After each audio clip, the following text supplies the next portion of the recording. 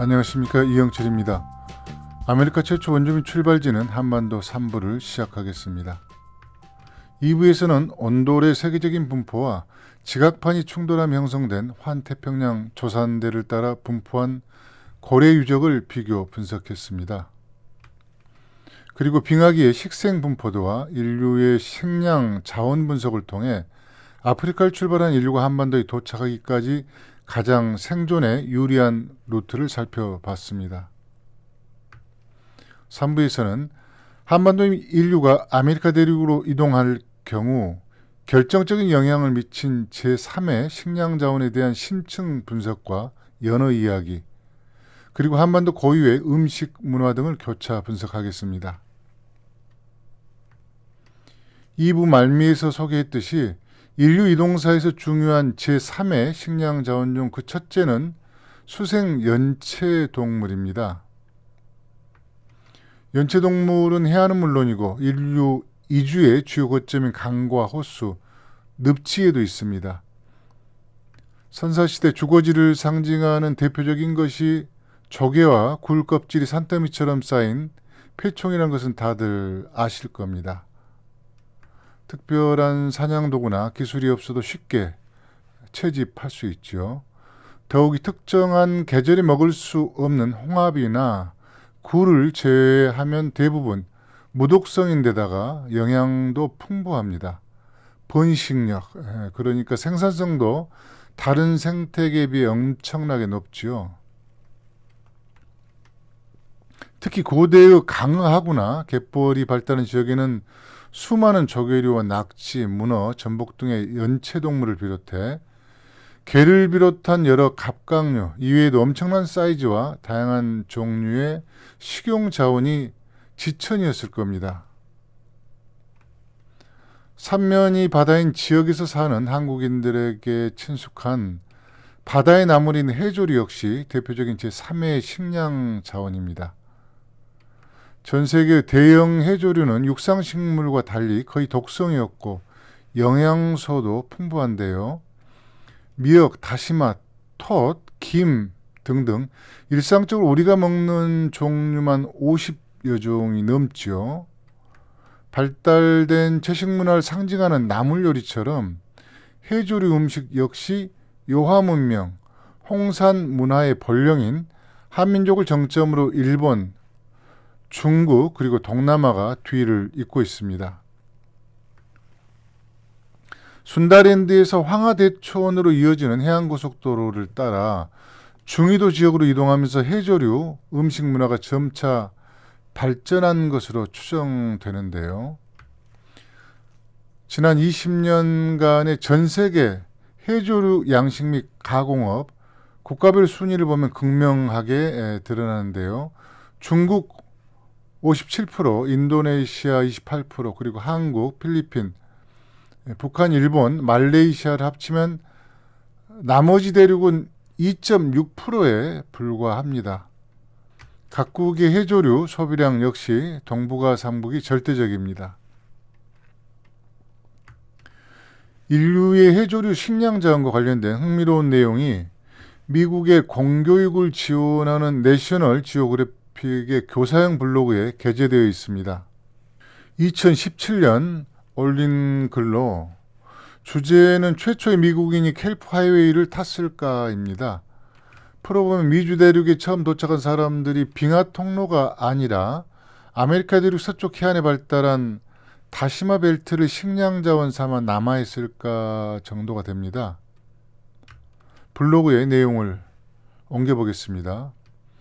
최근까지도 베링 육교를 통해 최초의 인류가 북미에 도착했고 널리 알려져 있었습니다. 이제 인류학자들은 미국의 초기 인류가 육로를 통해 도착하지 않았다고 생각합니다. 왼쪽 지도의 태평양을 따라 남진하는 빨간색 실선 화살표는 아시아에서 항해한 사람들이 이용한 다시마 고속도로 해안 경로를 나타냅니다. 파란색 화살표는 이전의 주장인 클로비스 우선설 육교 이론을 나타내고요. 고고학적 발견에 따르면 클로비스 이전 사람들이 13,500년 전에 다시마 고속도로를 통해 아메리카 대륙에 도착했을 가능성이 높습니다. 좌측의 빨강 마크는 관련된 해안 이동 유적지에서 발견된 창이나 화살 등 발사체 무기의 뾰족한 부분의 모양을 나타냅니다. 이 해안 루트를 켈프 하이웨이라고 부릅니다. 그 이유는 엄청난 다시마 숲 생태계가 거의 모든 항로를 따라 이어져 항해하는 사람들을 지원했을 수 있기 때문인데요. 해조류 숲은 그 자체로도 훌륭한 영양 공급원이지만 어류, 고래, 연체동물 등의 먹이와 은신처를 제공하는 식량 창고와 같습니다. 이어서 왜 다시마 고속도로 이론을 입증할 증거가 부족한지 소개하고 있습니다. 고고학자들과 인류학자들은 북미와 남미 모두에서 클로비스 이전 유적지를 여러 곳 확인했고, 특히 칠레의 몬테베르데 이 유적지에서 캘리포니아산 다시마를 포함해 식용과 약용으로 보이는 19종의 해초가 발견되어 켈프 하이웨이 이론의 신뢰도를 높였다고 합니다. 그러나 빙하기가 끝나고 해수면이 125m 상승하면서 해안가에 집중 분포한 유적의 대부분이 물에 잠겼을 것이기 때문에 다시마 고속도로 가설 검증에 필요한 유적과 유물 확보가 대단히 어려울 수밖에 없다는 지적을 하고 있습니다. 켈프 하이웨이 논문은 본물 터지듯 급증하는 추세인데요. 켈프 하이웨이 이론을 포함해 그동안 발표된 여러 가설의 생태적 환경을 시뮬레이션한 논문이 발표됩니다. 2021년도에 프랑스 과학 아카데미의 지구과학 보고서에 실린 베링 임시 다도해 최초의 미국인을 위한 징검다리인데요. 해수면의 높낮이에 따라 변화하는 베링의 다도해와 해안선, 그리고 다시마와 미역의 생태계를 잘 드러내고 있는 논문입니다. 소개할 시뮬레이션 지도는 BP 기준으로 3만 년 전부터 현재까지 8단계로 나누어져 있는데, 이해를 돕기 위해 논문에 포함되어 있지 않은 현재의 해안선을 항림해서 임의로 추가했습니다. 이 이미지에는 없지만 빨간 영역은 해양, 포유류를 포함한 수많은 생명체의 서식지를 제공하는 미역과 다시마 등의 생태계입니다.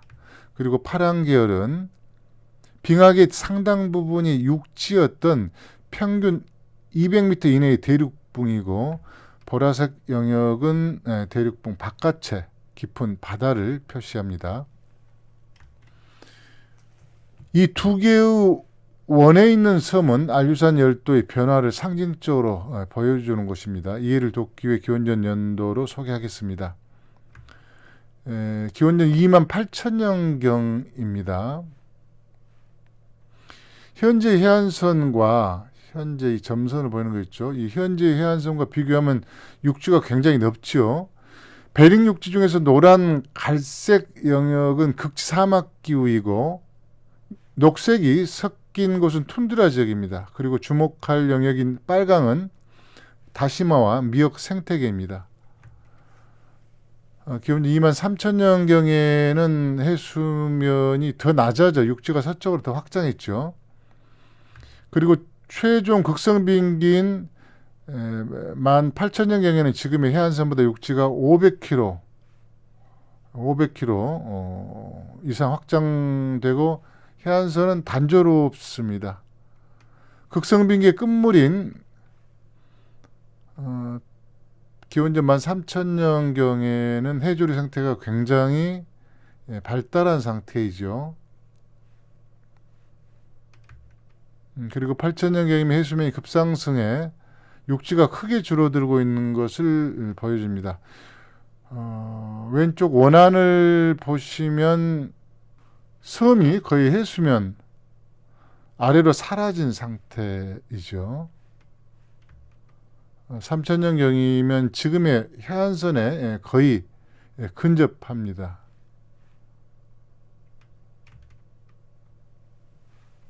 그리고 1950년의 모습인데요.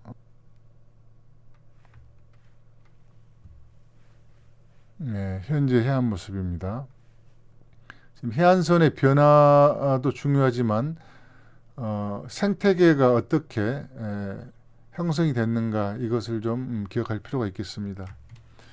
참고로 지구상의 가장 중요한 생태 서식지 중 하나인 바다의 목장으로 불리는 다시마와 미역숲은 전 세계 해안선의 4분의 1에 분포하고 있습니다. 학자에 따라서 3분의 1까지 잡는 경우도 있습니다. 물론 빙하기가 아닌 현재 기준이죠. 대양에 따라 다소 편차가 있지만 서식지는 대체로 위도 30도 이상에서 발달하고 있는데요. 황해 대초원에서 알류산 열도를 지나 LA 남쪽까지 켈프 하이가 형성되고 또 다른 생태축인 중미의 산호지대를 건넌 후 페루 북부에서 남미 대륙 끝까지 분포하고 있습니다.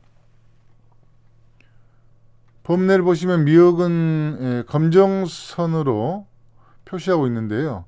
영국 해협에도 있고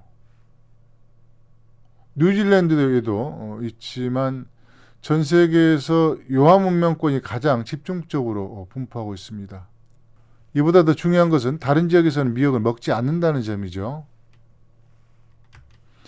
이처럼 대형 해조류 숲은 전 세계에 광범위하게 분포하는데 소비의 대부분은 동아시아를 중심으로 이루어집니다. 특히 서해와 동해에서 일본 열도까지 이어진 요하 문명권의 해초 사랑은 고대부터 나물 사랑만큼 유명했습니다. 이 내용은 이미 잘 알려져 있기 때문에 몇 가지만 언급하겠습니다. 미역에 비해 2도 정도 더 낮은 수온에서 서식하는 다시마는 세종실록에 실린 지리지와 정약용의 경세유표 등에 의하면 한반도 최북단인 두만강 하구 지역에서 주로 생산되었다고 합니다. 그리고 관련 연구를 해온 김성규 소장이 논문에 인용한 일본 사료를 보면 이색적인 내용이 있습니다. 임진을 한 당시 두만강을 넘어 윤동주, 문익환의 어리 깃든 해량강까지 진출한 가토기요마사 부대가 함경북도 웅기군 굴포리 서수라 마을의 모습을 담은 기록과 사파인데요. 집들의 지붕은 다시마를 엮어 올렸고 그것을 뜯어먹기까지 했다는 내용입니다. 사파를 확대해보면 다시마를 기와처럼 엮은 모습까지 섬세하게 확인할 수가 있죠. 서수라의 정확한 위치는 두만강 하구를 사이로 현재 러시아에 속한 이순신 장군이 활약했던 녹둔도와 맞닿아 있는 지역입니다. 요즘에 그 중국을 통해서 관광 여행을 가는 분들이 많더라고요. 이곳은 삼각주와 석호 등이 어우러져 있고 연어 등 각종 회기의 길목으로 생태 환경이 좋은 곳입니다. 그렇다 보니 인근의 서포항에서는 흑요석을 포함한 다량의 선사시대 유적이 출토되었습니다. 특히 고래뼈로 만든 노가 발견되어서 한반도인들이 선사시대부터 고래사냥을 했다는 것을 입증하는 유적 중 하나이기도 합니다.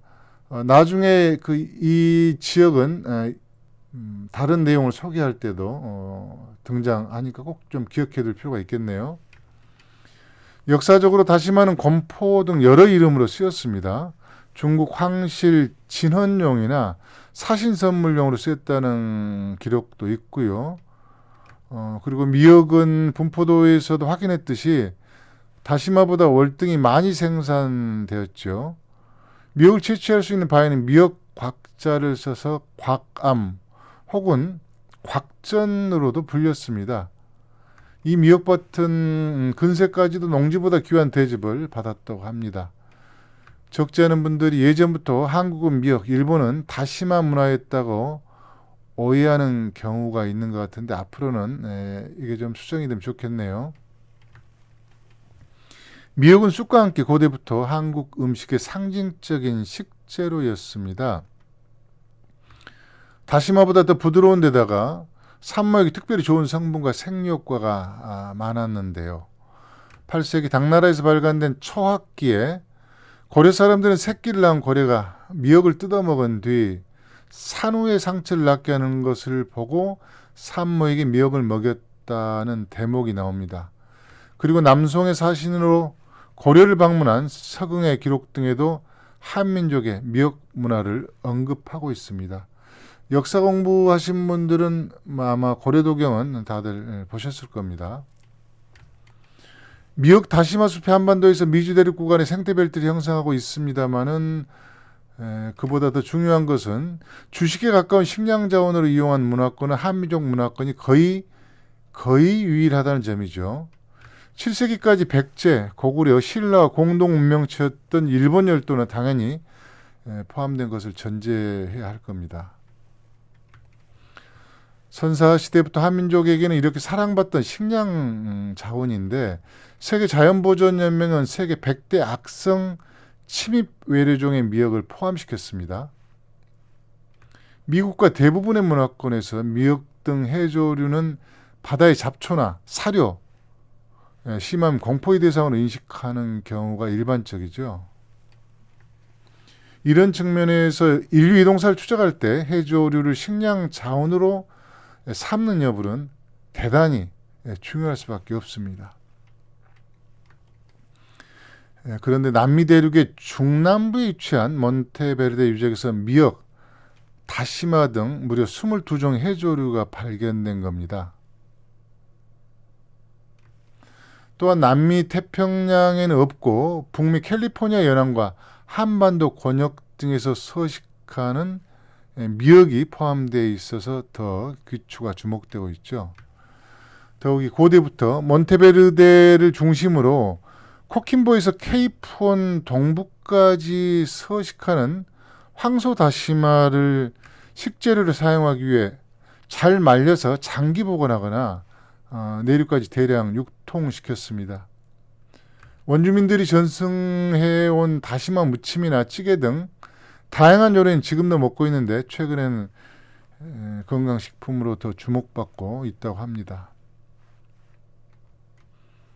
2부에서 분석한 환태평양 벨트를 따라 남미까지 이어진 고래 사냥 유적에 더해서 미역과 다시마 등을 식량자원으로 삼은 그룹의 유물과 유적을 종합해보면 미지대륙 최초의 이주민은 한반도 문화권에서 출발한 그룹일 가능성이 더욱 높아진 거죠. 연체동물과 해조류에 이어서 확보가 쉽고 무독성이고 영양이 풍부한 제3의 식량으로 초기 인류가 아메리카로 진출하는데 크게 영향을 미친 세 번째 자원은 회유한 물고기입니다. 회유가 규칙적인 주기와 계절 변화에 따라 일정한 경로로 이동하는 물고기라는 것은 대부분 아실 텐데요. 그렇다고 하여 모든 어종이 매년 규칙적으로 회유하는 것은 아닙니다. 홋카이도에서 캘리포니아에 분포하는 왕연어, 킹연어라고 부르는 친욱연어 경우 주기가 7년까지 늘어나는 경우도 있습니다. 그러니까 7년 차에 온다는 의미는 아니고요. 2년 차에서 7년 차까지 폭이 크다는 거죠. 회유 중에서도 강으로 돌아오거나 수심이 낮은 연안을 따라 이동해 쉽게 잡을 수 있는 것은 연어, 송어, 황어, 철갑상어, 숭어, 그리고 바다 가까운 곳으로 이동하는 청어, 귀신고래 등등이 있습니다. 철갑상어도 오해하는 경우가 많은데 흑룡강, 바이칼 뿐만 아니라 금강이나 압록강 등에도 올라왔던 어종입니다. 조선시대 왕들의 상징적인 호신용 칼이 이 사인검 이건데요. 바로 그 칼집을 철갑상어 가죽으로 제작을 했습니다. 전통적으로 그렇다는 겁니다. 철갑상어는 중국의 문헌에도 등장하는데 우리는 회나 찜 등 다양하게 먹었다고 합니다.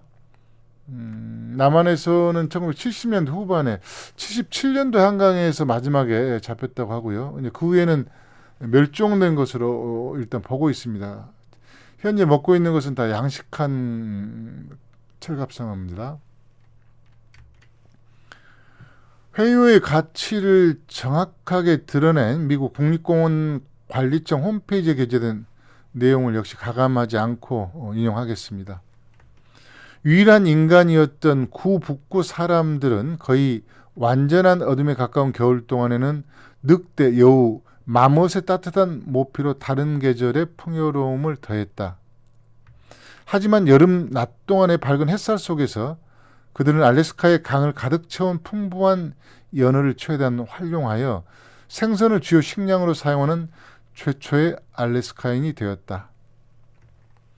계절별 대표적인 식량 자원과 우리가 미처 생각하지 못한 고위도 지역의 두 얼굴인 일조량도 마저 소개하고 있는데요. 동물 수렵과 열대 채집은 시간상 생략하겠습니다.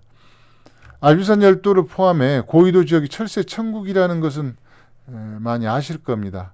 4월부터 2개월 동안 물새 사냥은 물론이고 엄청난 양의 새알을 쉽게 채집할 수 있는 시즌인데요.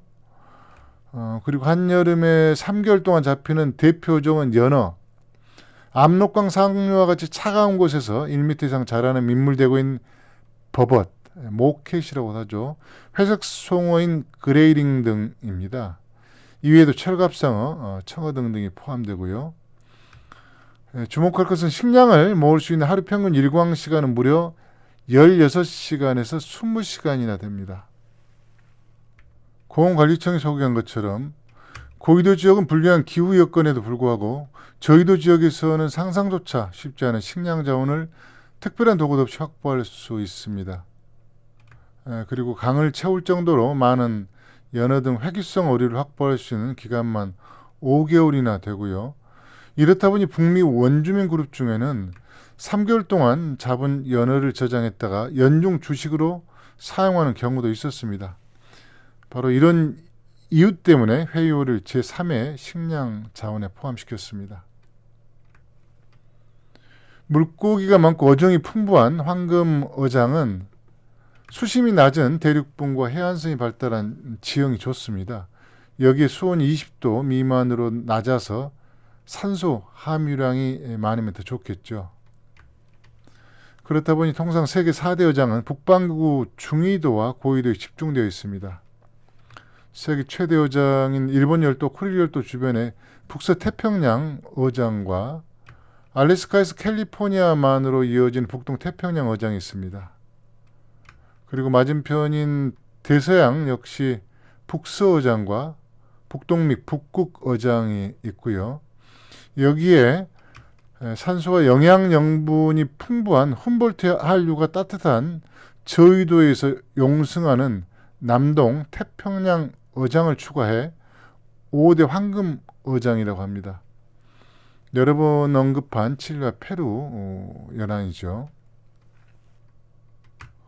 동북아시아에서 남미로 이어지는 인류의 이동 루트는 풍부한 수산물이 서식할 수 있는 해조리 벨트를 형성한 황금 어장이었습니다.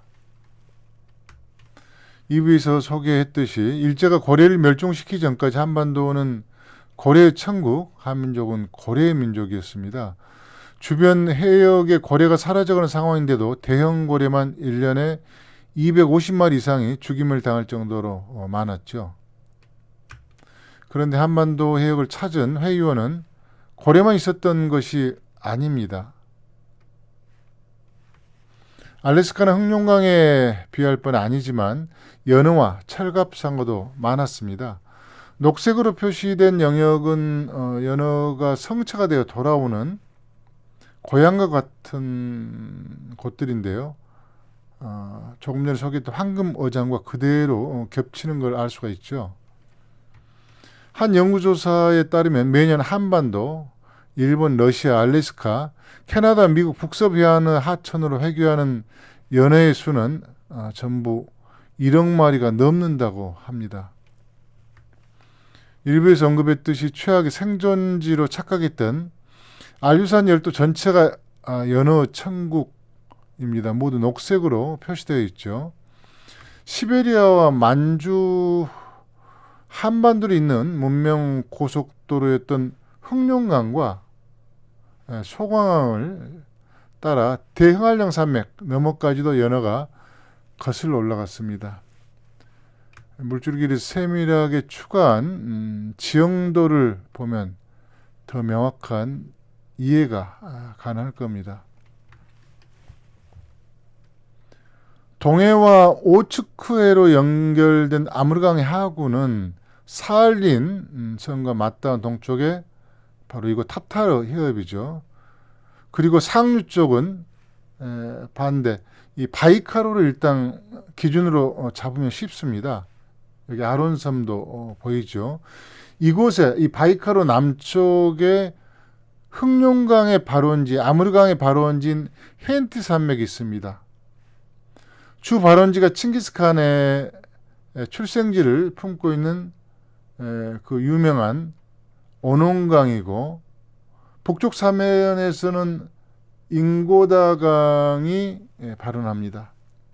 두 강이 합쳐져서 붙은 이름이 시르카강이고요. 물론 뭐 중간 네르카강이라든가 적지 않은 강줄기들이 붙긴 합니다. 근데 일단 두 개가 중심으로 해서 시르카강을 이루고, 조금 더 지나면 이어서 대흥알령 서쪽에서 발원한 아름강이 합수한 지점부터 비로소 흑룡강이라고 불립니다. 이 지역은 몽골 초원 전체에서 가장 좋은 초지를 갖고 있는 곳입니다. 깃발이 있는 곳이 합수 지점이자 대흥알령 산맥의 최북단에 해당하는데요. 짧은 영상이지만 강폭이나 주변의 생태를 보면서 연어의 회유 환경 정도는 추론이 가능할 것으로 보입니다.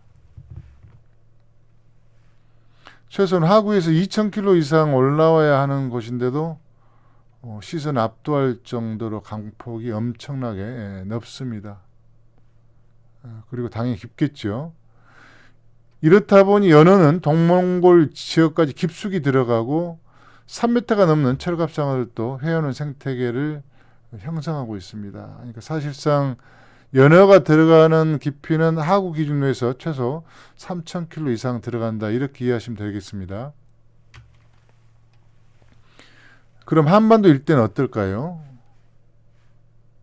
서해쪽은 연어의 회유지인 녹색이 보이지가 않습니다. 더 확대해서 보겠습니다. 서해안, 남해안, 그리고 일본 열도에서도 유도가 낮은 서쪽의 큐슈는 녹색이 없습니다. 반면 동해안은 전체 녹색 벨트가 형성되어 있고, 낙동강은 내륙의 밀양 창녕까지 분포해 있죠. 대표적인 냉수성 어종인 연어는 여수와 남해 사이 섬진강까지가 한계선으로 알려져 있습니다.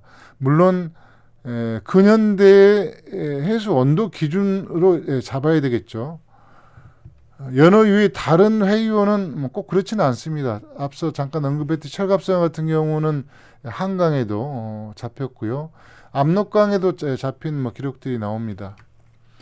1890년대 초에 연어 어획량 조사에 따르면 두만강 하구에서만 연간 50만 마리가 잡혔다고 합니다. 녹둔도 기억나시죠? 바로 그 지역입니다. 그리고 금강산 북쪽에 있는 작은 강인 덕지강과 용흥강에서 2만에서 3만 마리가 잡혔고, 이 작은 강에서 작살로 찔러 잡는 어법만으로도 하루에 2,000에서 3,000 마리를 어획했다는 내용이 보고서에 담겨 있습니다. 그런데 50만 마리, 수만 마리 그러면 감이 잘 잡히지가 않죠. 그래서 연어의 땅 캐나다 벤필드에서 탁관 교수가 저서는 책의 한 대목을 그대로 소개하겠습니다. 원주민들은 농사를 짓지도 유목생활을 하지도 않았으면서 오랜 세월 동안 굶어 죽지 않고 살아남았을 뿐만 아니라 찬란한 전통과 문화를 꽃피워왔다. 이것을 가능케 해준 것은 다름 아닌 숲과 연어였다. 원주민들에게 연어는 우리의 쌀과 같은 존재다. 농사를 짓지 않아도 연어는 스스로 바다에 나가 몸짓을 불린 후 돌아와 사람들에게 제 몸을 식량으로 바쳤다. 가을철 연어가 강을 따라 올라오면 이를 잡아 연기 거슬려 말린 다음 겨울 내내 주식으로 삼았다. 겨울 식량으로 한 가구당 1천여 마리의 연어를 잡았다는 그런 내용입니다. 연어는 주식과 같은 존재이고 특히 겨울에는 거의 연어만 먹고 살았다고 했는데요.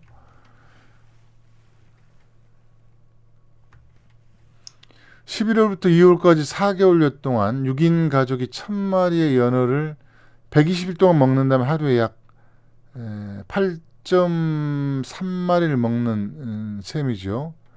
1인당 하루 1.4마리에 해당합니다. 종별로 차이가 크지만 평균 55cm에 약 4kg 정도를 기준으로 하면 인당 하루 약 5.6kg 정도를 먹는 셈인데, 시중에 나와 있는 그 상품 고등어 한 마리가 400g 정도라고 하더라고요. 그러니까 하루 14마리를 섭취하는 형국이 되는 겁니다. 순전히 겨울 4개월간 먹는 연어의 양만 대략 670kg 정도인데요. 우리나라 1인당 연간 수산물 소비량이 약 70kg, 육류 63, 양곡 65. 이것을 모두 합산해도 연간 200kg에 미치지 못합니다. 연어가 왜 주식에 해당하는지를 잘 보여주는 수치가 아닐까 싶습니다. 강릉 출신으로 조일전쟁부터 활약했던 허균, 성소 부부고의 연어 알젓이 안주로 좋다고 언급되어 있고요. 약 200년 후에 출생한 실학자인 서유구는 더 많은 내용을 기록하고 있습니다. 일일이 소개하지는 않겠습니다. 연어의 크기가 60cm에서 1m 정도까지 큰 사이즈가 있다거나 서울 사람들이 연어알을 좋아한다는 등등등의 내용이 나옵니다. 기후변화와 이런 기록들 종합해 볼 때 연어 서식지가 오염되거나 파괴되기 전까지는 지금보다 더 연어가 일상의 음식 문화로 정착되었던 것으로 보입니다.